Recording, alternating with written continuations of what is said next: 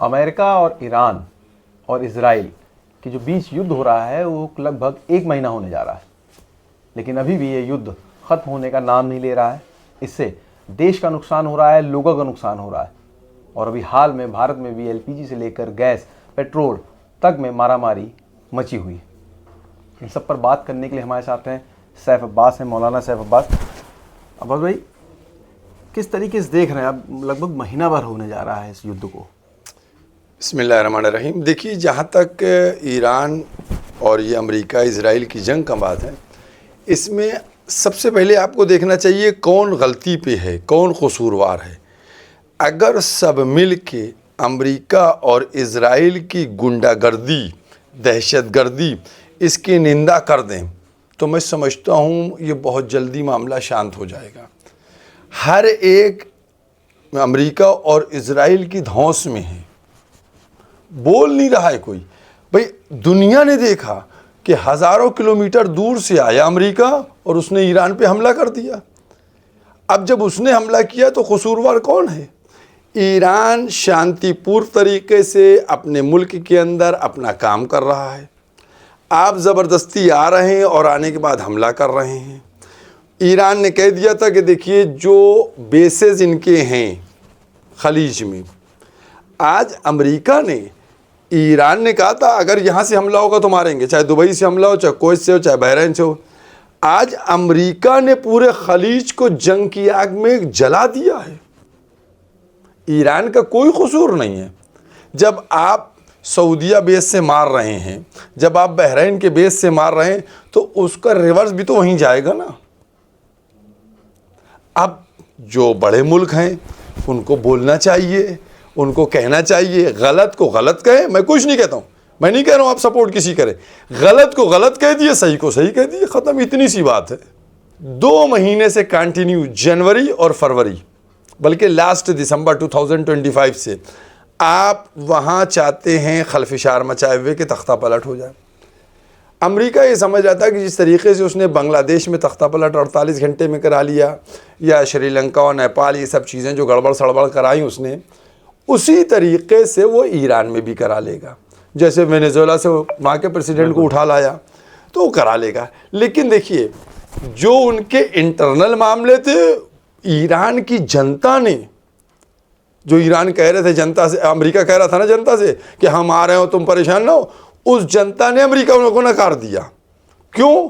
क्योंकि उन्होंने, जब अमेरिका ने हमला किया तो पूरी जनता वहाँ की सत्ता के साथ, गवर्नमेंट के साथ, हुकूमत के साथ है। कोई नहीं आज मुजाहरे कर रहा है। तो आपने, अमेरिका ने किया है। मैं समझता हूँ कि इसमें हमारे मुल्क का सबसे ज़्यादा नुकसान हो रहा है। हमारी आबादी जितनी है, किसी की आबादी नहीं है। अच्छा, हमारे क्या प्रॉब्लम ये है कि गैस स्टोरेज का सिस्टम नहीं है इतना कि हम गैस स्टोर कर लें।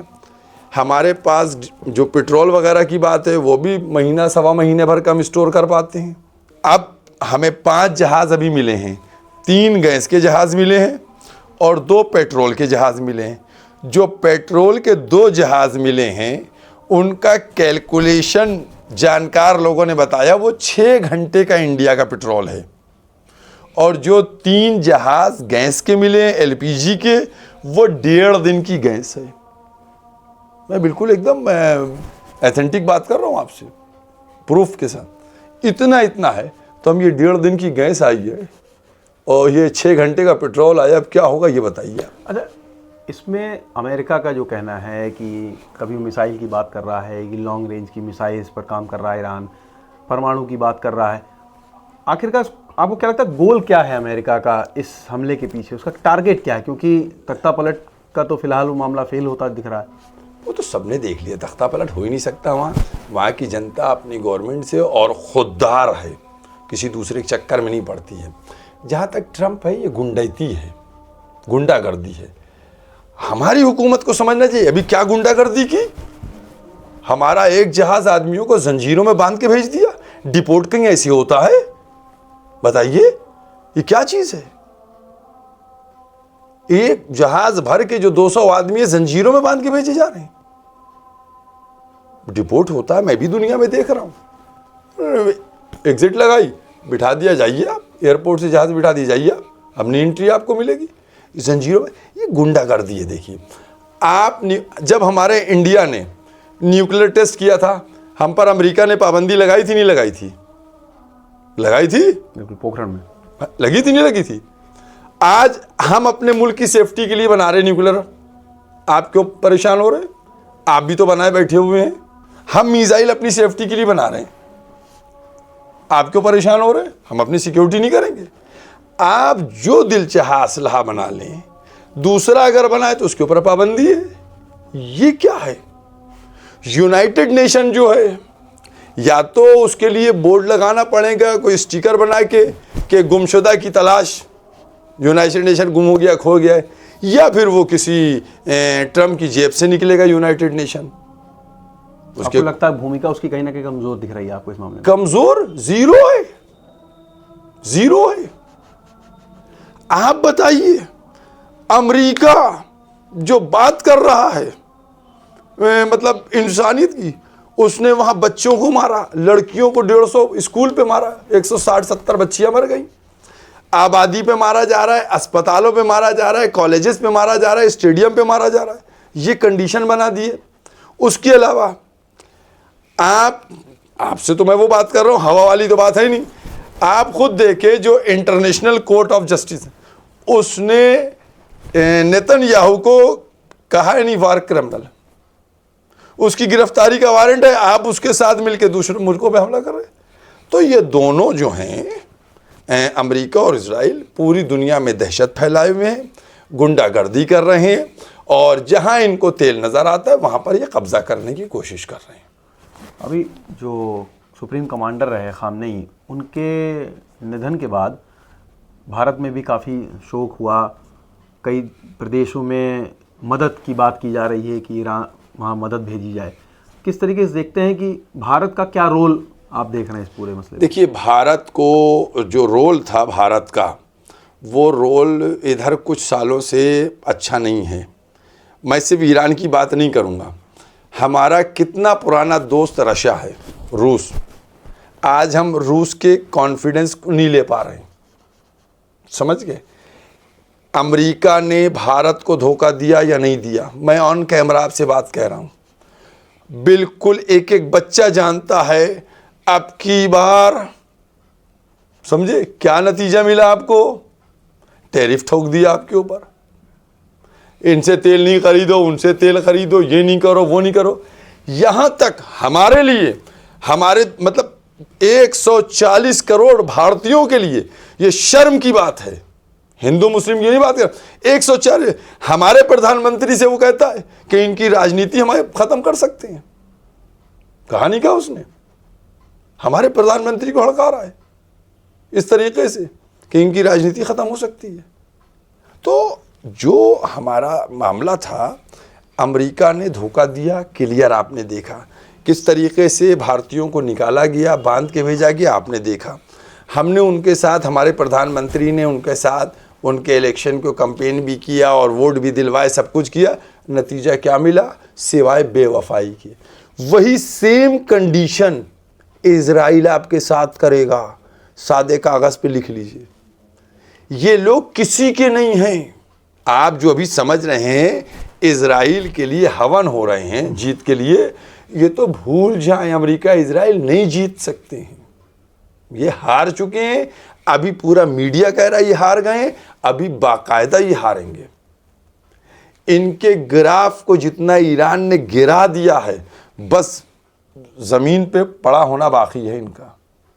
सारी सुपर पावरी जो है इनकी सब फिनिश। इन्होंने छेड़ा था, अमेरिका इजराइल ने ईरान को छेड़ा था, अब ईरान इन दोनों को छोड़ेगा नहीं। इसके पीछे कारण क्या मानते हैं? भारत सरकार की कहीं ना कहीं आपको लगता है कि स्ट्रेटेजी कहीं ना कहीं कमज़ोर है, या कारण क्या मान रहे हैं कि इस तरीके के अगर विरोध निकल के आ रहा है सामने कि भारत सरकार स्टैंड नहीं ले रही है? देखिए, हम समझ रहे हैं कि भारत सरकार में जो लोग जिम्मेदार हैं उन्होंने अब समझ तो सब लिया होगा, ठीक है। और आजकल एक नाम चल रहा है, वो नाम चल रहा है एप्स्टीन फाइल। ईरान के साथ साथ कहीं ना कहीं नुकसान और देशों का भी हो रहा है। कहते नहीं है कि मारना था किसी को, मार रहे हैं किसी को, तो इसका नुकसान तो आम जनता को हो रहा है ना, चाहे दुबई हो चाहे और भी जो भी देश हैं। इसका कसूरवार कौन है? किसका कसूर है बताइए आप? ईरान ने शुरू किया है, अमेरिका वहाँ से आके मार रहा है, इजराइल मार रहा है, तो ईरान ने तो कुछ नहीं शुरू किया। ईरान ने तो डिफेंस में अपना काम कर रहा है, ईरान ने हमला नहीं किया है, ईरान डिफेंस कर रहा है। जब आपने कल उनके न्यूक्लियर प्लांट के ऊपर मारा तो दूसरे दिन उन्होंने मार दिया आपकी। हल्का आंक लिया कि लग रहा है अमेरिका ने ईरान को। आप बस यही तो मैं कह रहा हूँ, इन्होंने रॉन्ग नंबर डायल कर दिया है। ये सोचे थे वेनेजुएला का प्रेसिडेंट को उठा के ये अपनी सुपर पावरी के, देखिए ऐसा है कि दादागिरी वाला जो माहौल है अमेरिका का, वो कहीं ना कहीं खुद में नुकसान हो रहा है उनको। एक मिसाल है, कही जाती है कि जब गीदड़ की मौत आती है तो शहर की तरफ भागता है। अब इनकी सुपर पावरी ख़त्म थी, ये ईरान से टकरा गए, समझ गए? ये लीडरशिप को मारने की बात कर रहे हैं कि हमने वो लीडर मार दिया, ये लीडर मार दिया, वो लीडर मार दिया। भैया वो मरने की ये कहीं नहीं रहे कि हमको तो मार नहीं सकते हो। किसी ने कहा भाई हमारा जो ये कौम है, शिया कौम, जिस मसलक से वो ताल्लुक़ रखते हैं, इसके मरने का कोई प्रॉब्लम ही नहीं है, समझ गए? हमारे यहाँ जो वाक़े करबला है, जिसको हम हर 10 महीने बाद याद करते हैं, और उसकी याद में हम अपना पैसा भी खर्च करते हैं, मजलिसें भी खर्च करते हैं, खून भी बहाते हैं, जंजीरों से भी मातम करते हैं, खून का भी मातम करते हैं, तो हम उसको याद रखें जो 1400 साल पुरानी जंग थी। लेकिन अब्बास भाई, इस युद्ध से कहीं ना कहीं जो सुन्नी की बात करें अगर हम, तो कई देशों पे हमले हो रहे हैं, ईरान द्वारा हो रहे हैं, कहीं ना कहीं जो लंबी समय से जो चीज़ें कहा जा सकता है कि ठंडी हो गई थी, शिया सुन्नी का जो विवाद लंबे समय से चला आ रहा है, उसको कहीं ना कहीं फिर से हवा मिलेगी इस घटना के बाद से। ये काम हमारा मीडिया बेचारा कर रहा बड़ी मेहनत से, शिया सुन्नी की। जितने भी मुल्क हैं, चाहे दुबई हो, सब जगह मेरा राब्ता है, अबू धाबी हो, शारजा हो, कुवैत हो, बहरैन हो और दोहा हो, सब जगह मेरा राब्ता है। सब जगह जो जनता है वो इस वक्त ईरान के साथ है, वो ईरान के साथ है, क्योंकि ईरान ने क्या कहा है, वहाँ की जनता खुद अपोज कर रही थी कि अमेरिका को बेस न दिया जाए, चूंकि अमेरिका वहाँ की जनता का हक खा रहा था। जो इन्होंने बेस बनाए थे, जो ये वहाँ 3000 फौजी, 4000 फौजी, इनके एक्सपेंसेस कौन कर रहा था? अमेरिका भेज रहा था, मनी ऑर्डर कर रहा था। उन जो वहाँ की जनता थी, कुवैत की जनता का हक, कुवैत का बेस खा रहा था, बहरैन की जनता का, बहरैन का बेस खा रहा था, दुबई की जनता का, तो वो जनता ईरान के साथ है सारे मुल्कों की। कोई शिया सुन्नी की फीलिंग नहीं है। आपके सामने आज पूरी सोशल मीडिया मौजूद है, आप देख लीजिए जिस तरीके से ईरान का सपोर्ट शिया कर रहे हैं, वैसे ही सुन्नी कर रहे हैं। मैं शिया सुन्नी तो छोड़ दूं, आप बताइए मीडिया के लोग हैं क्या नॉन मुस्लिम और हिंदू नहीं कर रहे हैं, सिख नहीं कर रहे हैं? जो भी इंसान है, मेरे सेंटेंस को समझिएगा, जिसके सीने में दिल है और दिल में इंसानियत है, वो सपोर्ट कर रहा है इंसानियत। और जहां शैतानत है वो नहीं सपोर्ट करेगा, वो इजराइल का सपोर्ट करेगा, अमेरिका का सपोर्ट करेगा। लेकिन हाल में गैस, पेट्रोल, इन सब की मारामारी हो रही है, लाइन लग रही है, लगातार खबरें आप भी देख रहे होंगे। क्या लगता है कि कहीं ना कहीं इससे नुकसान भारत को भी हो रहा है, और पीएम मोदी को क्या लगता है आपको कि किस तरीके से स्टैंड लेना चाहिए? क्योंकि खासकर काफ़ी सवाल भी उठ रहे हैं, जैसे आप पिछले अभी सवालों में आपने भी बताया। देखिए ऐसा है कि नुकसान तो हो रहा है जनता का, इसमें ईरान कसूरवार नहीं है, टोटल कसूर अमेरिका का है और इजराइल का है। क्या आप समझते हैं कि हम आपके गैस के चक्कर में मार खाते रहें सर झुका के? हम अपने को तबाह करवा लें मुल्क को कि भैया तुम आओ मारते रहो? क्या ये पॉसिबल है? ये बात तो हो गया कि इसमें ईरान का कसूर नहीं है, अमेरिका का है और इजराइल का है। ये दोनों दहशत पूरी दुनिया में फैलाए हुए, ये भी दहशत है। पैनिक जो हो रहे हैं, जिसको आप पैनिक का लफ्ज़ कह रहे हैं, यही दहशत है। और क्या चीज़ होती है दहशत? अब जहाँ तक हम कैसे, मैं समझता हूँ कि अगर 2019 में जो चाबहार पोर्ट का मामला हुआ था, अगर वो सक्सेस हो जाता, हम किसी की धौंस में नहीं आते। आज हमसे ज़्यादा ना गैस किसी के पास होती, ना हमसे ज़्यादा पेट्रोल किसी के पास होती। पाइपलाइन के ज़रिए से गैस हमारे की आ रही थी डायरेक्ट ईरान से। हमने कितने 12,000 करोड़ शायद लगा दिए थे, इन्वेस्ट किए थे। वो हमारा, आपका, इनका, सबका पैसा चला गया, जनता का पैसा चला गया। आप हट गए, बैक मार दिए। क्यों हुई ये मिस्टेक? इसको कोई कहे या नहीं कहे, समझदार सब जानते हैं, पूरी जगह पे है कि अगर ये चाबहार पोर्ट का जो हमारा चल रहा था, कोई हमको परेशानी नहीं होती। हमारे साथ 5 मुल्क ऐसे बताइए जो बिल्कुल सॉलिड खड़े हो जाए। हम कहें सुबह तो कहें सुबह, हम कहें शाम तो कहें शाम। सोशल मीडिया पर आप देख भी रहे होंगे कि जिस तरीके से भारत में शोक मनाया जा रहा है, कई जगह प्रदर्शन भी हो रहे हैं, उसको लेकर सोशल मीडिया पे कहीं ना कहीं लोग कमेंट भी करते हैं कि यहाँ क्यों, इतना क्यों विरोध हो रहा है, ईरान का मामला है, लखनऊ में क्यों कर रहे हैं, यहाँ क्यों कर रहे हैं, उत्तर प्रदेश में क्यों हो रहा है, कहीं भी हो रहा है। जवाब बिल्कुल जवाब लीजिए। अभी बांग्लादेश में जब हमारे हिंदू भाई मारे गए थे, हमने एहतिजाज यहाँ किया था, नहीं किया था? बिल्कुल हमने किया था। बांग्लादेश में मारे गए थे, हमने एहतिजाज किया था। नॉन मुस्लिम थे लेकिन हमने उनका एहतिजाज किया, आवाज़ उठाई थी मैंने। पाकिस्तान में कोई भी अत्याचार होता है, हम आवाज़ उठाते हैं। तो अगर यही है कि अगर बांग्लादेश में होगा तो फिर यहाँ कोई एहतिजाज नहीं करे, चाहे कोई मारा जाए। पाकिस्तान में कोई मारा जाए, कोई एहतिजाज नहीं होगा, तो बंद हो जाएगा। देखिए हम लोग जो कर रहे हैं, देखिए एक तो हमारा रिलीजियस भी है और दूसरे हक और मजलूम की हिमायत करना है। हमारे देश की सभ्यता, हमारा समाज ये है कि जहाँ कहीं भी जुल्म होगा हम आवाज़ उठाते हैं। हमारे देश ने जब जुल्म हुआ, ईरान पर जुल्म किया गया, तो हमारे देश ने जालिम से बात की है, मजलूम से बात नहीं की है। 12 दिन बाद मजलूम से बात की है, लेकिन इस बार लेट हो गया। 12 दिन लेट हुआ है। अब मैं समझता हूँ परमिशन की थी बात, परमिशन जब मिल जाएगी तब बात होगी। अब आपके सामने ये सारी चीज़ें, आप बताइए, आपने माजी में भी देखा जब 2 देशों में जंग होती थी, भाई हम लोग वो किरदार अदा करते थे, ना हम इधर हैं ना उधर हैं। हमने जब अपने हमारे मुल्क का यही रहा ही है, हमने हमेशा इंसाफ के साथ, किसी भी मुल्क में, रशिया और यूक्रेन की बात हो रही है, उसमें हम दोनों के साथ हैं।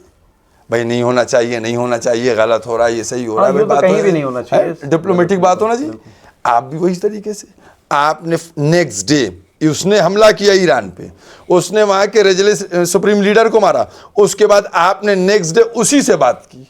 ईरान ने जो पुराने रवाबित थे, उन रवाबित का पासो लिहाज रखा। जब पीएम ने फ़ोन किया और होम मिनिस्टर ने, वो फॉरेन मिनिस्टर ने फ़ोन किया, तो उन्होंने कहा हमारे जहाज़ ऐसा ऐसा, उन्होंने कहा ठीक है, आई जहाज़ निकल गए, चूँकि हमारे पुराने राबिते रहे हैं। मैं ये समझता हूँ कि हमारे मुल्क को रशिया से अच्छे ताल्लुकात करना चाहिए, ईरान से। इज़राइल और अमेरिका ये दोनों धोखा देने वाले हैं। शुक्रिया। तो आपने सुना सैफ अब्बास जी को, जिनका मानना है कि ये जो युद्ध है, इसको लेकर भारत का रवैया थोड़ा और सख्त होना चाहिए और दोस्त और दुश्मन को पहचानने का भी काम अब भारत को करना चाहिए। जितेश अवस्थी, संवाद लाइव के लिए।